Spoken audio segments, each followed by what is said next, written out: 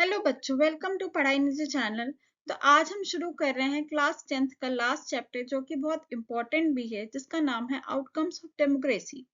तो जो डेमोक्रेसी है वो सिर्फ इलेक्शन तक सीमित नहीं है, या फिर आप कह सकते हो वोटिंग तक सीमित नहीं है। ये हमारी लाइफ, हमारी राइट्स, हमारी डिग्निटी और सब कुछ शेप करती है। तो चलो देखते हैं कि डेमोक्रेसी सोसाइटी को क्या क्या देती है। अगर हम एजेंडा की बात करें कि इस चैप्टर को पढ़ने का एजेंडा क्या है, तो सबसे पहले हम देखेंगे कि आखिर डेमोक्रेसी करती क्या है। कुछ पॉलिटिकल आउटकम्स, इकोनॉमिक आउटकम्स और सोशल आउटकम्स भी देखेंगे कि डेमोक्रेसी के क्या-क्या आउटकम्स होते हैं। और ये भी जानेंगे कि आखिर डेमोक्रेसी ही सबसे बेटर फॉर्म ऑफ गवर्नमेंट क्यों होती है रादर देन अल्टरनेटिव्स। तो चलिए स्टार्ट करते हैं। तो सबसे पहले एक वार्म अप क्वेश्चन है आपके लिए कि आप सोचो कि एक डेमोक्रेटिक गवर्नमेंट से आखिर आप क्या एक्सपेक्ट करते हो? Fairness, safety, good decision, equality या फ्रीडम? एग्जैक्टली मैं भी शायद यही सोचती हूँ कि आप लोग ये सारी चीजें तो एक्सपेक्ट करते ही होंगे। और इसी वजह से डेमोक्रेसी को सबसे प्रेफर्ड फॉर्म ऑफ गवर्नमेंट माना जाता है। मगर मतलब कि अगर कहें कि सारे देशों में कौन कौन सी टाइप की गवर्नमेंट चलती, कहीं ऑटोक्रेटिक चलती है, कहीं किंग के हिसाब से गवर्नमेंट चलती है, ठीक है। तो जो डेमोक्रेसी अगर किसी भी जगह होती है तो वो बेस्ट गवर्नमेंट होती है। तो ये चैप्टर हमें बताएगा कि डेमोक्रेसी एक्चुअली डिलीवर क्या करती है। सबसे पहले अगर बात करें कि डेमोक्रेसी के कुछ बेसिक प्रोमिसेस होते हैं। सबसे पहला होता है कि पॉलिटिकल अकाउंटेबिलिटी, मतलब लीडर्स और गवर्नमेंट वो होते हैं आंसरेबल या फिर अकाउंटेबल होते हैं लोगों के लिए। मतलब आप अगर उनसे क्वेश्चन करो कि ऐसा क्यों नहीं हुआ, तो वो उसका जवाब देंगे, ठीक है। दूसरा होता है रिस्पॉन्सिव गवर्नमेंट। तो गवर्नमेंट रिस्पॉन्सिव होगी तो लोगों की नीड्स को सुनेगी, ठीक है। तो रूलर्स को रिस्पॉन्ड करेगी कि भैया जो हमारे लोगों की क्या कंप्लेन है, क्या जरूरतें हैं, उसको देखेगी, उसके हिसाब से पॉलिसीज बनाएगी, ठीक है, उसके हिसाब से एक्शंस लेगी। फिर तीसरा है लेगिटिमेसी। तो डिसीजंस लेगिटिमेट होंगे, मतलब लोगों की मर्जी से बनेंगे, ठीक है। जो लोग इलेक्टेड रिप्रेजेंटेटिव्स आएंगे वो क्या होंगे, लोगों के द्वारा ही चुन के आएंगे। तो लेगिटिमेसी इधर आ जाएगी। फिर चौथा होता है जो सबसे इम्पोर्टेंट है कि डेमोक्रेसी फ्रीडम, इक्वालिटी और डिग्निटी का बेस क्रिएट करती है, ठीक है। तो जहाँ पे इंजॉय सिटीजन्स जो होते हैं वो राइट्स और पर्सनल रिस्पेक्ट को इंजॉय करते हैं। फिर नेक्स्ट है अपॉर्चुनिटीज फॉर करेक्शन। तो अगर गलती भी हो जाए तो उसको करेक्ट करने के लिए का सिस्टम भी डेमोक्रेसी में ही होता है, ठीक है, थ्रू इलेक्शंस और डिबेट्स। अब अगर हम बात करें कि हम आखिर डेमोक्रेसी को कैसे जज कर सकते हैं, तो सिंपल है। अगर हमें जज करना है तो कुछ क्वेश्चंस हैं, तो उसको ध्यान में रख के करना पड़ेगा जज, कि क्या गवर्नमेंट अच्छा काम कर रही है, क्या हमारी इकोनॉमिक ग्रोथ हो रही है, क्या पॉवर्टी और इनइक्वालिटी कम हो रही है, क्या लोगों की डिग्निटी सेफ है, सोशल हार्मनी है, ठीक है, और लोगों को फ्रीडम या डिग्निटी मिल रही है।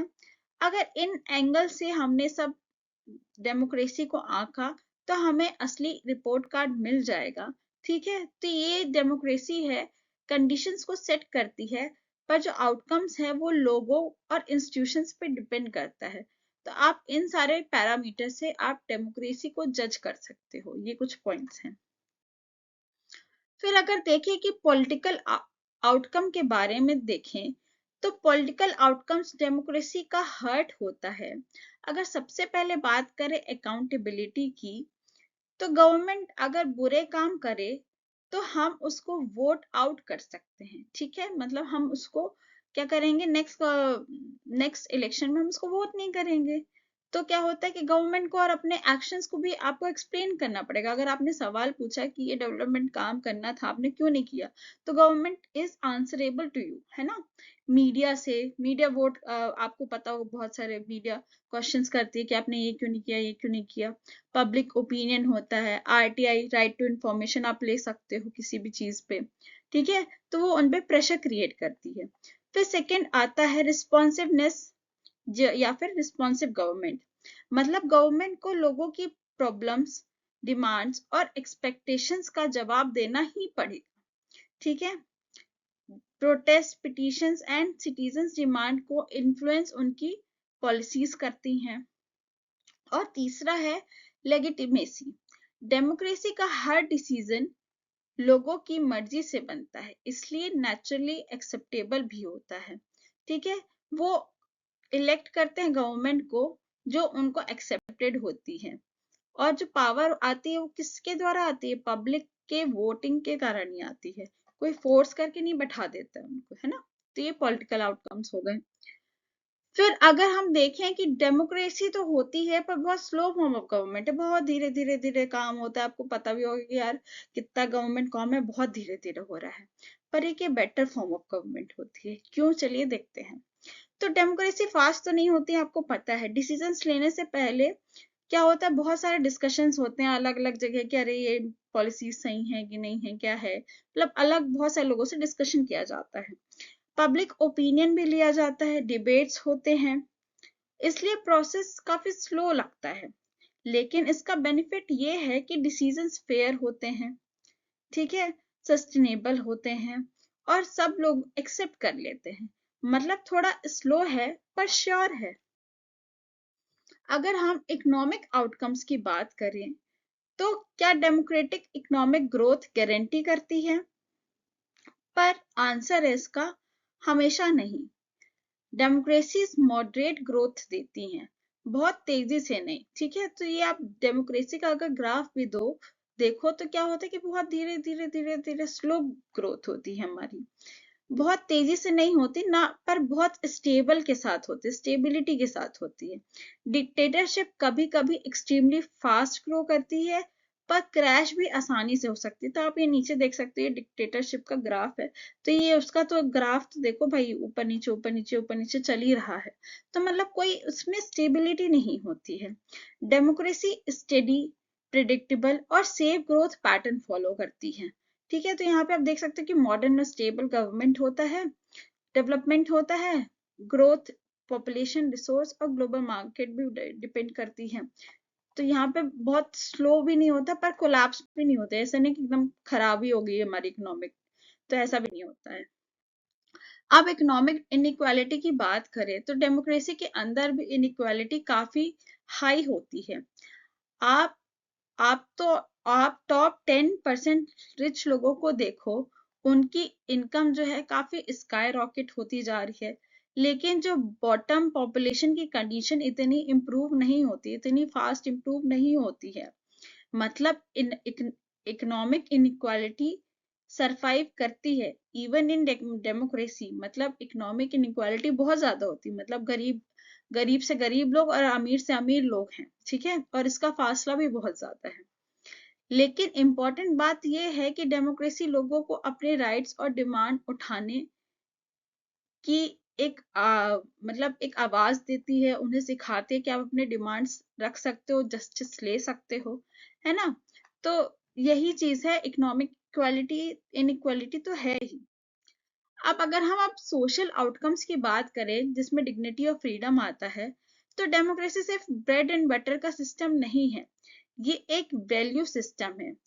यहाँ आपको फ्रीडम मिलती है बोलने की, चूज करने की, है ना, प्रोटेस्ट करने की, प्रैक्टिस करने की, ठीक है। तो अगर डेमोक्रेसी है तो इसका मतलब क्या है कि इक्वलिटी बिफोर लॉ है, सबको इक्वल ट्रीटमेंट मिलेगा। फ्रीडम ऑफ स्पीच है, रिलीजन है, मूवमेंट है, आप फ्रीली बोल सकते हो, आप रिलीजन को भी फॉलो कर सकते हो, आप प्रोटेस्ट कर सकते हो। रिस्पेक्ट फॉर पर्सनल चॉइस, आप जो आपको चूज करना हो आप वो कर सकते हो, आप पे कोई थोपा थोपी नहीं होगी कि आपको ये रिलीजन चूज करना है या फिर ये एजुकेशन सिस्टम चूज करना है, ऐसा कुछ नहीं है। ठीक है, राइट टू प्रोटेस्ट, आप प्रोटेस्ट भी कर सकते हो easily. Protection from arbitrary rule, आपकी डिग्निटी को रिस्पेक्ट होता है, और ये जो राइट्स ही डेमोक्रेसी को पावरफुल बनाते हैं। तो ये बात हो गई हमारे सोशल आउटकम्स की कि आपको ये चीजें मिल जाती हैं अगर डेमोक्रेसी फॉर्म ऑफ गवर्नमेंट होती है। फिर अगर हम बात करें कि डेमोक्रेसी आखिर सोशल डाइवर्सिटी को कैसे डील करती है, मतलब हमारी सोसाइटी में कितने डाइवर्सिटी है, पंजाबी है, बंगाली है, मराठी है, इतने सारे अलग अलग कल्चर के डाइवर्सिटी के लोग हैं, तो कैसे ये डील करती है। तो जो डेमोक्रेसी है वो आखिर क्या प्रोवाइड करती है कि, तो क्या होता है कि डेमोक्रेसी सबको एक स्पेस देती है बोलने के लिए, एक्सप्रेस करने के लिए अपने अलग अलग कल्चर को। ठीक है, यहाँ डिफरेंस को जो क्या होता है हम फोर्सफुली नहीं और डायलॉग के थ्रू सॉल्व किया करते हैं, मतलब नेगोशिएशन करते हैं, हम उनसे बात करते हैं जो भी डिफरेंसेस। हम ऐसा नहीं है कि हम एक फोर्स कर दिया और हमने ये बोल दिया कि नहीं अब तुम्हें ये करना पड़ेगा, ऐसा कुछ नहीं करते हैं। ठीक है, हम जो है कोई फोर्स डोमिनेशन नहीं करते एक सिंगल ग्रुप पे। हम, एक मिनट, हाँ, पीसफुल कॉन्फ्लिक्ट रिजोल्यूशन करते हैं, नॉट वायलेंस, मतलब हमें वायलेंस नहीं है, हम आराम से बैठ के बात करते हैं। हम रूल ऑफ लॉ पे जाते हैं, हम कोई मेजोरिटी अलोन को सिर्फ रूल नहीं करने देते, हम रूल लॉ के अकॉर्डिंग काम करते हैं। ठीक है, तो यहाँ पे माइनॉरिटी राइट्स भी सेफ ही रहते हैं। ठीक है, रूल ऑफ मेजोरिटी होता है पर मेजोरिटी का डोमिनेंस नहीं होता है। तो ये सब चीजें हैं, इसके थ्रू क्या है जो डेमोक्रेसी है वो डाइवर्सिटी, सोशल डाइवर्सिटी को डील करती है। अब अगर बात करें dignity of women, minority and Dalits की, तो डेमोक्रेसी वुमेन को इक्वल राइट देती है, उनकी सेफ्टी और डिग्निटी इंश्योर करती है, माइनॉरिटीज को रिप्रेजेंटेशन और प्रोटेक्शन मिलता है, दलित कम्युनिटी के राइट्स को कॉन्स्टिट्यूशन सेफ गार्ड करती है। ऐसे ग्रुप्स जो हिस्टोरिकली डिस्क्रिमिनेट हुए थे, डेमोक्रेसी में अपनी आवाज उठाते हैं और जस्टिस डिमांड करते हैं। ठीक है, तो पीपल को एम्पावर्ड महसूस होता है कि वो बोल सकें थ्रू कॉन्स्टिट्यूशन। अब जो लोग हैं वो आखिर कंप्लेन क्यों करते हैं भाई कि ये डेमोक्रेसी है, ये क्या है, ये सब अच्छा नहीं हो रहा है, जो भी हो रहा है, ऐसे क्यों करते हैं आखिर। तो एक ये इंटरेस्टिंग पॉइंट है कि डेमोक्रेसी में लोग बहुत कंप्लेन करते हैं कि इलेक्ट्रिसिटी, रोड, करप्शन, इन्फ्लेशन, कितनी महंगाई है भाई, कितना बिजली का बिल आता है, कैसी रोड है, कितने करप्ट गवर्नमेंट है, इसकी लिस्ट तो बहुत ज्यादा लंबी है ना। तो सेकेंड, हाँ, तो इसकी जो लिस्ट है बहुत ज्यादा लंबी है, लेकिन ये कंप्लेंट्स एक्चुअली डेमोक्रेसी का ही प्रूफ है कि हाँ आप अपनी आवाज उठा सकते हो। लोग ये फील करते हैं कि गवर्नमेंट उनके जवाब दे, तो उनको लगता है कि गवर्नमेंट जवाब देगी, इसका वो आवाज उठाते हैं, और ये एक्सपेक्टेशन ही डेमोक्रेसी को इम्प्रूव करती है। ठीक है, अब अगर हम बात करें फाइनल इवैल्यूएशन ऑफ डेमोक्रेसी का, तो फाइनल जजमेंट क्या है। डेमोक्रेसी काफी स्ट्रेंथ देती है, जैसे कि इक्वालिटी को इंश्योर करती है, राइट्स को प्रोटेक्ट करती है, अलाउ करती है कि पब्लिक डिबेट हो सके, पीस को बढ़ावा देती है, पब्लिक कंट्रोल रखती है। ठीक है, पर कुछ इसकी वीकनेस भी है कि ये बहुत स्लो प्रोसेस है, कहीं कहीं जगह इकोनॉमिक इनइक्वालिटी भी है, मतलब बहुत ज्यादा अमीर और बहुत ज्यादा गरीब लोग भी हैं, करप्शन भी हो सकता है, थोड़ा बहुत करप्शन भी है। ठीक है, और outcomes need active citizen participation, और यहाँ पे क्या होता है कि जो सिटीजन का पार्टिसिपेशन है बहुत ज्यादा एक्टिवली जरूरत होती है उनकी। ठीक है, पर लॉन्ग टर्म में डेमोक्रेसी सबसे सेफ, स्टेबल और पीपल फ्रेंडली सिस्टम होता है, इसके अलावा कोई और अच्छा फॉर्म ऑफ गवर्नमेंट नहीं होता है। तो अगर हम चैप्टर समरी की बात करें, तो जो डेमोक्रेसी है हमें स्टेबिलिटी देती है, एक लेजिटिमेट और अकाउंटेबल गवर्नमेंट देती है। ठीक है, ये ऐसा गारंटी नहीं करती कि बहुत तेजी से इकोनॉमिक ग्रोथ हो जाएगा, पर स्टेबिलिटी जरूर इंश्योर करती है। ये अलाउ करती है लोगों को कि वो अपनी डिमांड रखें और गवर्नमेंट अपनी मिस्टेक्स को करेक्ट कर सकती है। सोशल डिफरेंस को पीसफुली मैनेज करना डेमोक्रेसी का मेन मुद्दा है। डेमोक्रेसी गारंटी करती है कि आपको राइट्स मिलेगा, डिग्निटी भी मिलेगी और फ्रीडम भी मिलेगी।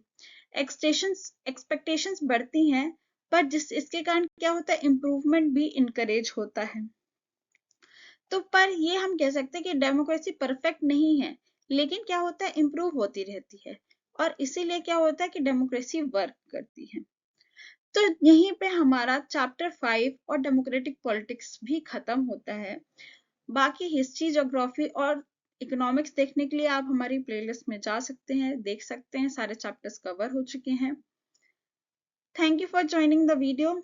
अगर आपको कोई भी डाउट है तो हमारे टेलीग्राम चैनल पे भी जाके ज्वाइन कर सकते हैं, हमें डायरेक्ट मैसेज कर सकते हैं।